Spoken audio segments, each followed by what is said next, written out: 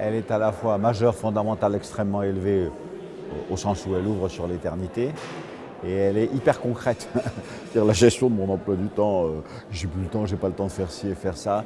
Donc pour des chefs d'entreprise qui sont ici, ils ont leur entreprise, mais ils ont aussi leur famille, et puis ils ont aussi leur distraction, ils ont aussi leur sommeil, ils ont aussi leur sport, etc. Ils ne savent pas trop comment faire. Et en plus, on leur dit que le temps, c'est quelque chose de majeur. Et avec cette espèce d'apophthegme du pape François qui dit le temps est supérieur à l'espace. Or, les chefs d'entreprise, ils sont très attentifs à l'espace, des parts de marché qu'ils vont pouvoir conquérir. Et on leur dit du calme, du calme. Pourquoi faire attention à cela? Parce qu'en fait, ça va être un lieu pour toi d'harmonie intérieure, de paix.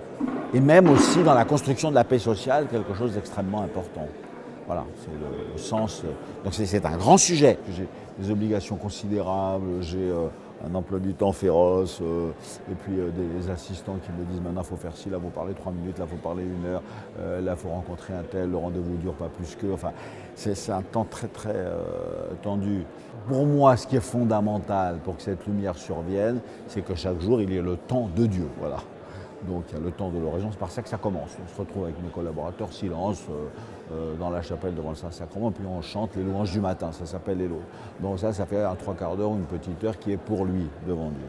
Puis après commence vachement un petit déjeuner avec des échanges, des nouvelles qu'on se donne mutuellement, etc. Le point central pour moi, c'est la messe, quoi. C'est-à-dire que chaque journée pour moi, elle a un centre, c'est-à-dire lui, il est descendu du ciel pour être ma force. C'est le pain vivant descendu du ciel. Celui qui mange de ce pain, il vivra. Donc moi j'ai l'intention de vivre aujourd'hui. Donc je vais en manger un petit bout. Comme je mange pour mon corps, je vais aussi manger pour mon humanité, si vous voulez, ou pour l'ensemble de ma personne spirituelle, humaine, même professionnelle aussi, d'une certaine manière. Si je veux être un évêque pour les gens de mon diocèse, il faut que cette lumière soit là et soit présente, mise par lui. Parce que ce n'est pas à travers moi que ça va, transparaître. Donc sa présence est quelque chose de majeur. Ça, c'est ce qui est le pivot. Après, il se trouve que, vu la fonction que j'occupe, c'est quand même une vie très très éclatée, quoi. Et je n'en suis pas très soucieux.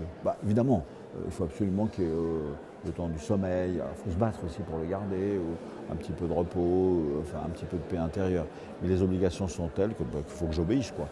Et là, d'une certaine manière, je sais très bien ce que j'ai à faire pour aujourd'hui, ou que le speech que je devais faire aujourd'hui, il fallait que j'ai du temps hier soir pour le préparer un peu, parce que si j'arrivais ici sans avoir rien à préparer, c'était pas sérieux. Mais j'ai pas beaucoup de temps, mais c'était quand même bloqué dans l'après-midi d'hier, qui est le temps d'y réfléchir un peu à ce que je voulais dire. Donc c'est programmé, j'oserais pas dire que c'est maîtrisé.